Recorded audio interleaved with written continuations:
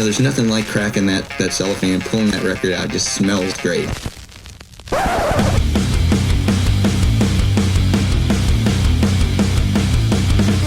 Welcome to BODS Mayhem Hour. Non-stop hardcore energy. I love the show, guys. You're awesome. Unlike any other. With your host, John the Bod, a.k.a. the Bod Father. Man, this stuff rocks. This is John from Incantation, and you're listening to BODS Mayhem Hour. Blah. The views and opinions of the guests do not necessarily reflect the views and opinions of BODS Mayhem Radio Network, its staff, affiliates, or sponsors. Parental discretion is advised. Welcome to BODS Mayhem Radio Network. Hey everybody, welcome to BODS Mayhem Hour. I'm your host, John the Bod, a.k.a. the Bod Father. As always, I'm bringing you guys and gals awesome interviews. Today, it's an honor and a privilege to welcome Mr. John McEntee, guitarist and vocals of Incantation.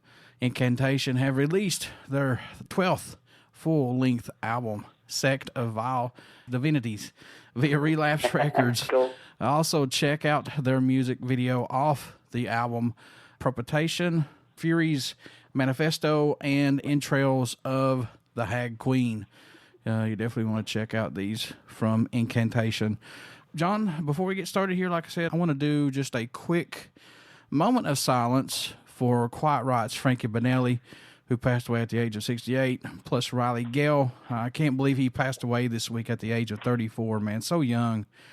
And Brighton Rock lead vocalist Jerry McGehee. So we're going to do just a quick moment of silence for those gentlemen, and then we'll jump right into this interview. Yeah, for sure. All right, John, how have you been doing, man? And what have you been up to during this crazy pandemic other than talking and promoting the new 12th album, Sect of Vile Divinities, from Incantation, man?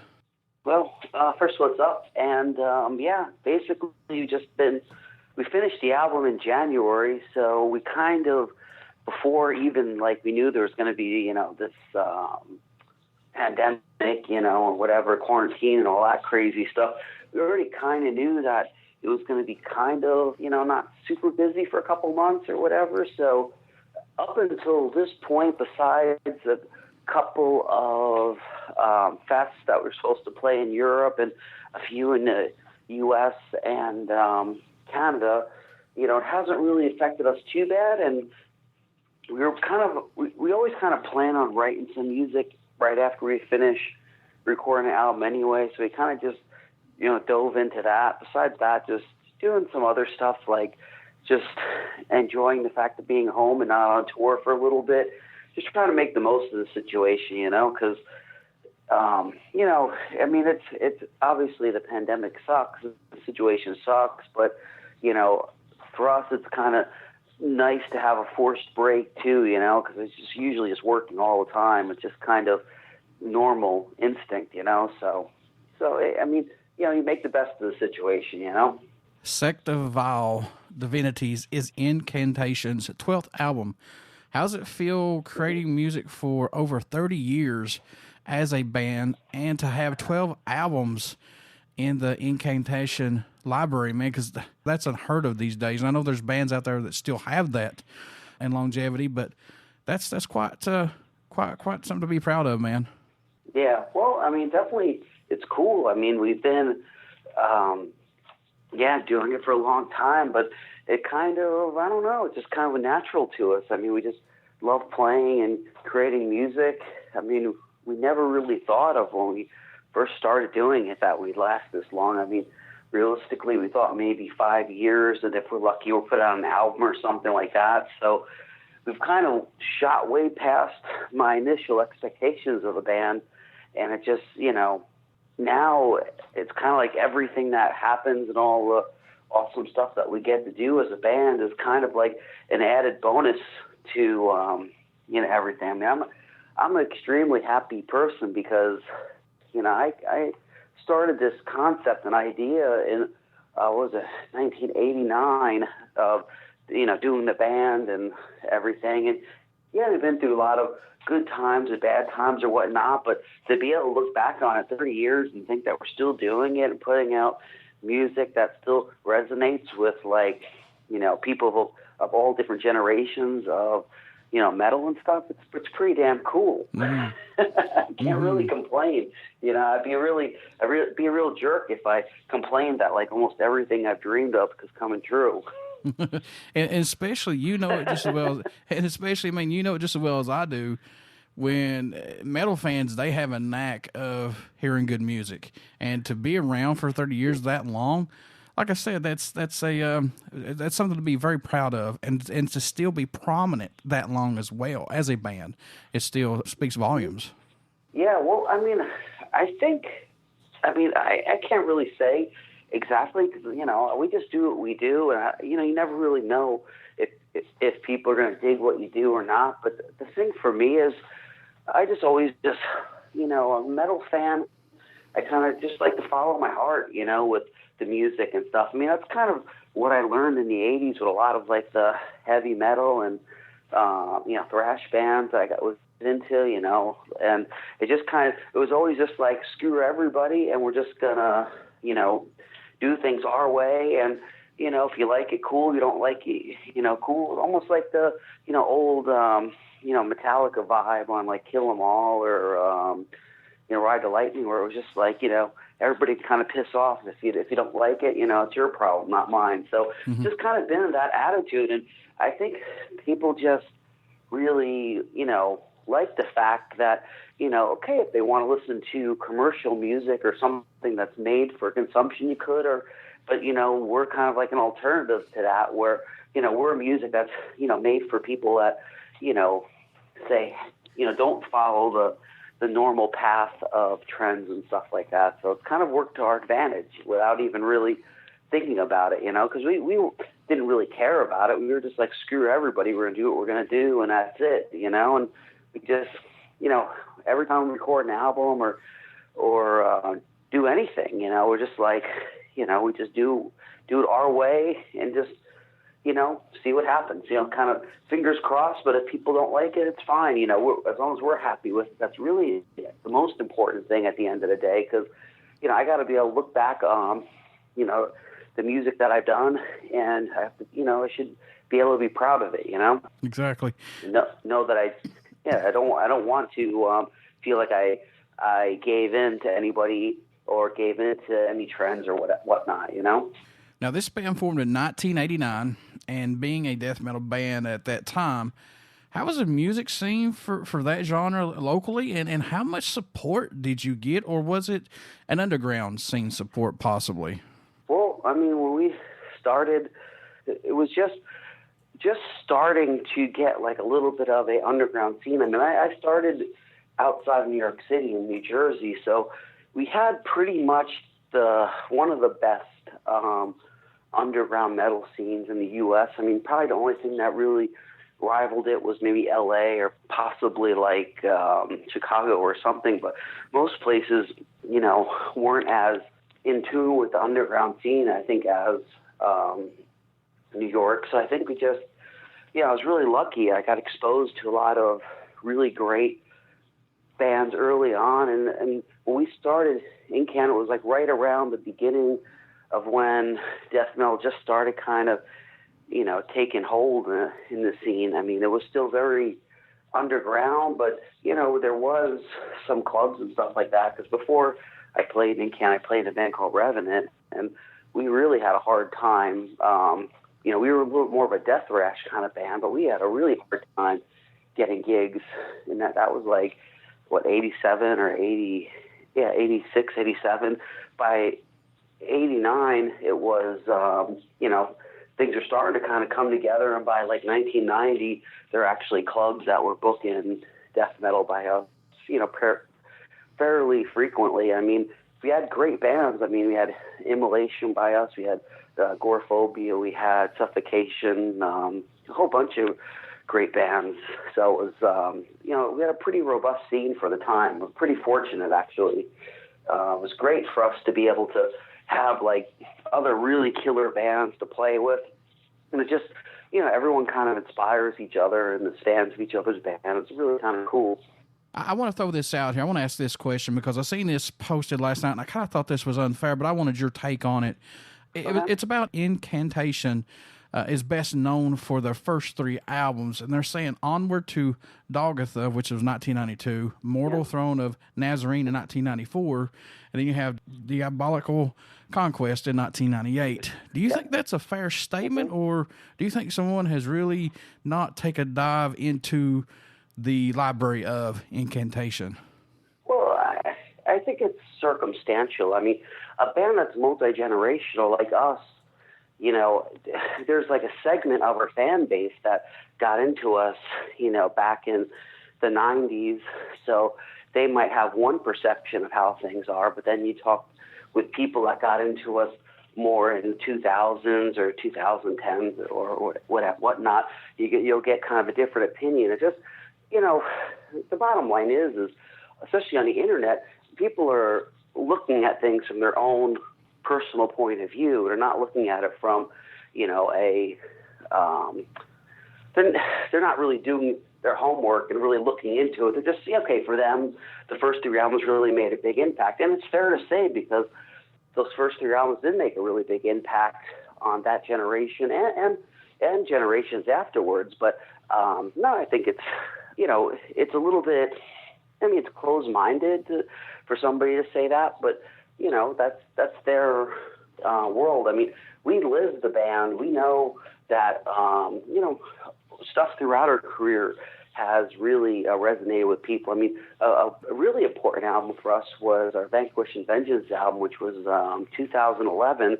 That really was kind of one of the, I mean, an album that really kind of not just jump-started, like, our career kind of again at that time. It really took off well, but it also really created a bunch of bands that were really influenced by us. So there's kind of been like a whole generation, a newer generation of younger, you know, kids that maybe were 18, 19 getting into the Vanquish and Vengeance album. And, you know, they've now started bands that are doing quite well in the underground. So it's really just a perception. But yeah, I mean, you know, I mean, honestly, even if it was true, even if we just had 3 albums that were, you know, important and everything else after that was useless, I'd still be a super fortunate person to have 3 albums that are really important to a lot of people. And another thing too is that it doesn't really matter to me if they like one song, one album, one era of the band, because, I mean, I've worked and played on all of it, so it's all a compliment to me, really. And it's just, you know, I never thought people would like us at all. So it's actually extra cool, you know? I mean, yeah, I know. I mean, I have no ego about it. I mean, if people sometimes come up to me and try to think that, I guess they think that they're going to like insult me by saying, oh, I only like XYZ album. And it's like, oh, cool. Awesome. That's great. I mean, what can I say? I mean, you could like none of them. Yeah. So it's like, that's awesome. You know, it's totally cool. No, I'm down with it. I'm either way. And I get it. I kind of grew up as a death metal elitist myself, so I could understand where they're coming from. It kind of like blows my mind because I hear people talk about Metallica like, yeah, Metallica was good up to the Black Album, and after that it was shit. I'm like, no, it wasn't. What the hell are you guys listening to? I mean, what the fuck? Open your ears. You can't be mad, you know, 24/7 and you know, hate the world 24/7 on every album. I mean, eventually people's going to get tired of that, at least in my view. Well, yeah. Well, I mean, the bottom line is, regardless, then every band has to follow their own path and what they want to do. I mean, it's no good if a band is just trying to cater to one segment of their fan base. I mean, a way any band makes good music is by being honest and true to themselves. I mean, you know, we've actually talked about this as a band, and it's like, you know, we don't really have any interest in recreating any of our former albums. There's no need to. They're already there, and we're proud of them, you know. It's like there's no need to redo it. Not that we can't still have those influences or maybe, you know, throwback feelings to certain things, but it's like, you know, we don't need, if people like an album a lot, you know, that's great. Enjoy it. I mean, nothing wrong with it. And if you don't like, we've had 12 albums, so there's a good chance that somebody somewhere might not like, a vibe that we had on a certain album, and that's totally understandable. I can't say every there's like probably very few bands that every single album that I like, a whole lot. There's always some that I'm like, it could be a little better or whatever, so it's okay, John, what's impressed or excited you the most about making the new album, Sect of Vile Divinities, if anything? Man, what's caught your eye about it? What's impressed you guys mostly? I was just really happy with it was kind of a weird recording process because we recorded the drums about 2 years before we recorded the guitars over the album because Kyle, our drummer, was moving and his studio was in his basement, and we wanted to get the drums done because we thought we were going to record the track sooner. So basically, like 2 years later, we were touring so much that we never had a chance to actually finish the tracking. So we got back to it, and it was just really cool because once we got back to it, we really focused on it. We really were able to really dig in and pull the most out of the songs. And I mean, I guess personally, I'm just really proud of the fact that, everybody put in so much work and we really labored over the songs a lot. I mean, I know everybody did. I can speak for myself where, I spent a lot of time really like focusing on the songs. And even once they were like done, pretty much done, I still kind of went over and kind of labored over and just made sure that it was, good enough or something I was, happy with and that the band was happy with. It just, but it's like that, I guess, with every album. I just spend a lot of time because the music, it means so much to me and the rest of us that, we just spend a lot of time really trying to make sure that everything is something that we could stand behind. And yeah, I'm proud of that, Does this album go back to Incantation's roots possibly, or is this still a growing spurt for you guys from album to album? I think it's goes both ways to some extent. I mean, there's definitely, at least in my opinion and my mindset, there was a lot of stuff on there that was kind of throwback, I guess, for me. Because I mean, just in general, every album that we do, before we do it, or just, and it's always, I guess, in our mindset that we always want to, respect where we come from as a band, just in general, because we want to, if we're going to do an Incantation album, we want it to feel like an Incantation album. We want it to be, we don't, we feel like it's going to be something totally different, we'd rather just not do it as an Incantation album. But there was a couple of things that we noticed on our previous album that I just wanted to expand upon personally, which was just like some of the more mid-tempo riffs. I just didn't think there was quite as much mid-tempo riffs on the last one, and I just made a mental note to try to expand on that, because I think on every album there has to be some sort of goals that make it interesting too. I mean, we have one song that we released, Fury's Manifesto. That was kind of a really kind of old throwback kind of death metal song, which you really wanted to do. I mean, I really wanted to do because I thought it would be really cool to really dig into my influences and try to do something, in 2020 with the same kind of mindset and just, almost like that, screw the world kind of attitude that I had, in 1989. So it's kind of, there are some throwbacks to it, but it's more just, fun for us because, I mean, you want to push things to the future, but at the same time, you grew up with certain things, and there are just certain things that are always going to be important to the sound. Any tracks standing out more to you than any right now on the album? I know it must change every time you listen to it or you talk about it. I know these are your guys' babies, but are there any that stick out possibly? I mean, it's really difficult. I mean, there's really, it's really difficult because they're all really important, So it's impossible when people ask me like what my favorite album is or favorite songs. It's like I really don't have any because, yeah, I mean, all these songs are so intimate with, you know. I mean, all I can say is, like, I'm really happy with the response we got getting for the Entrails of the Hag Queen song because it's just been, it's really probably the song that's probably has done the best for us, you know, in the last, I don't know, I think 10 years or something, as far as just like, you know, views and stuff on YouTube, and it's just been kind of exploding. So, I mean, I'm really, really happy about that. But as far as for me to pick one, just, you know, for enjoyment, I mean, it's really difficult. And plus, I don't really sit back and listen to my own music for personal enjoyment. I'd rather listen to something else because I've labored over the songs so much and played the songs, you know, enough practicing and live. So it's like, yeah, let's listen to something else and clear my brain, you know? Now, I know you guys sat on these songs for a while, but was there a song that you guys were working on that totally ended up sounding different or took a major turn possibly when you started to actually work on these? Yeah, well, there was one song, that Propitiation song, which was the first song that was released.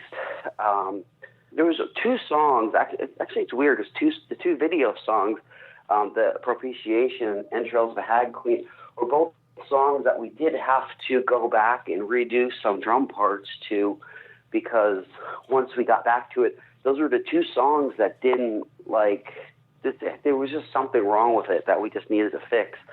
And kind of, you know, I guess, you know, last summer when we, you know, were trying to put the, you know, record the stuff, we just decided, okay, let's just try to, you know, do a new first riff for the Propitiation song, because the original riff we had it 2 years ago, and there was a vibe to it, which it was good, but it just didn't feel right. Like it just, sometimes, you know, you have a vision and a vibe, and you go back to it, you know, even sometimes a couple months later, but this time was a couple years later, and we were just like, I don't know, it just, you know, it does not working. I tried doing all these different things to try to make it work, and it just didn't work. And we said, screw it, let's just re-record the drums. And we basically, like, that whole intro part to that song, which is about, it's like a 2-minute space, we just kind of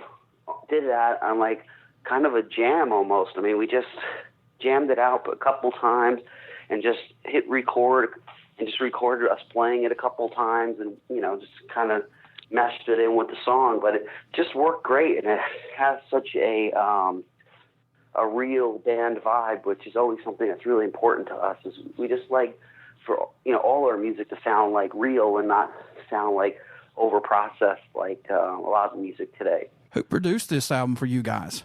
That was Dan Swano. He's out of Sweden. Well, actually, he lives in Germany now, but he's Swedish, and he has a lot of metal albums to his credit. I mean, he's worked with, you know, bands. I mean, he played in a band called Edge of Sanity, which was a pretty popular death metal band in the underground back in the early 90s. That's kind of where we knew him from, but he's also done albums by, like, Opeth, and he worked with the band Bloodbath that had, like, some of the Catatonia guys in it and stuff. So we've worked with him for the last 4 albums, because we liked his work, but we also liked the fact that he was from our generation, so he kind of understands what we're looking for production-wise, and he does a good job of kind of borderlining between, you know, keeping it, you know, raw and kind of old school sounding, but at the same time also bringing in, you know, making it stand up to modern production. He really walks that tightrope good, and we're really happy with his work. What about the artwork? Who did the artwork for the album? Because it's pretty badass. This guy Eleron Cantor did it. He's really great. He's worked with a crap load of bands. He did that New Testament album too, and the Titans, was it something Titans? I forget. And he's done albums by, like, Hate Eternal, Absu, a whole bunch of metal albums. He just does a really good job. The thing I really like about his artwork is that it's a real piece of art. Like, he really is actually painting something. And if you look at some of the different covers that he did, because I know he did actually a few Testament album covers, and he really does a great job. And a lot of the covers actually look different from each other, even though it's the same artist, which is really good too. It doesn't always look like this. You know, some artists, they have a habit of doing stuff that looks very similar, and he definitely has his own unique vibe to it. And it was just great. He was able to kind of channel the vibe of the album in a great way. We're super happy with it. Yeah, Elon's done a lot of work here lately, that I've noticed and seen. Like you said, Testament's new album, and he did one this year, for another band I interviewed. It was so nice. It was awesome. It was about a war. But it looks like you're looking at a poster. It doesn't even look like, an actual piece of art. It's beautiful. I mean, he does really good work. Yes, he does. He's great, definitely. So really, really happy to work with him. He really stepped up to the plate, because there was actually a little bit of problems that we were having trying to get the artwork to represent kind of the lyrics properly. And but what it was, the simplest thing we had to do was just give him the freedom to just do it, and kind of, because we kind of tied his hands a little bit on some of the concept. But once we kind of just said, just do what you need to do to make it look the best it can. And once he did what he had to do, it was just like, it all fell together. It was really awesome. Sometimes you gotta just, trust the people you work with. It's easy to get caught up where you want to have control over everything, but sometimes you just have to just realize that, we're hiring him to do artwork for us because he's a great artist, and we have to trust in his ability to do it, and that's, it worked out great for us. John, in your own opinion, what do you hope everyone takes away, or message you hope to hear while listening to any of Incantation's music in general, my man? What do you hope they get from it? I hope that they just enjoy it, and they could kind of use it as a good release to get rid of, everything that's, pisses you off and negative in life, and just, at the end of the day, music is to be enjoyed. It's just something to take you away from the realities of life and how crazy life is and everything. And it's, without sounding too cheesy, music is, a uniter than it is a divider. I know as a band, we've played all over the world, and it's just great to know that, just because we play music, we have friends in all different parts of the world. And, it's just a good thing. It's one of the things in life that, really doesn't suck. a lot of things in life suck. Yes, very, very. I agree with that statement 1,000%. Folks, you want to get out and pick up Incantation's 12th full-length album entitled Sect of Vile Divinities, out now via Relapse Records. Please get out and check that out. Plus, pick up their older stuff as well. John, my man, how can folks stay in touch with you guys, buy some merchandise, tour dates when this all gets back to normal? How can they do that? Okay, well, best place to get any merchandise or anything is either our incantation.com website. We do have like a web store, and we just post all the tour dates and news and stuff like that there. And then we also have you can check get it at relapserecords.com too. I know especially early on they have a lot of like different versions of the vinyl, and they even did a tape version this time and stuff like that. So it's really it's always worth it to check them out too, because they have some rare limited versions of stuff. And then also just social media pages. You have, the Facebook, I think it's Incantation Official over there, and then Instagram, Twitter, all that stuff. You just look us up and we're on there. So, we try to be as, active on our social media as possible, especially during the pandemic and whatnot time, because we don't get to tour so much, but we do like to associate with our fans and supporters. So it's, really a good way to kind of keep in touch with everybody during a, crappy time like this. John, before I let you go, would you care to do a promo for my show? Yeah, of course. This is John from Incantation, and you're listening to BODS Mayhem Hour. Blah. Everybody stick around. We got some great stuff coming up. You only hear these interviews right here on BODS Mayhem Hour and BODS Mayhem Hour podcast. Please get out and check out our Facebook page. It has our podcast link, YouTube link, and all the links that we are associated with. And trust me, we're just about on every single platform. But please subscribe to our YouTube page and podcast links, all that good stuff, folks, because you want to keep in touch. You want to know what's going on, and we sure do bring that to you guys. Also, check out Incantation's new 12th full-length album, Sect of Vile Divinities, via Relapse Records. Check it out. You will not be disappointed. And as always, folks, keep rocking out and supporting us. And John, good album, man. Keep bringing some good stuff to us. Thank you very much. I appreciate the support.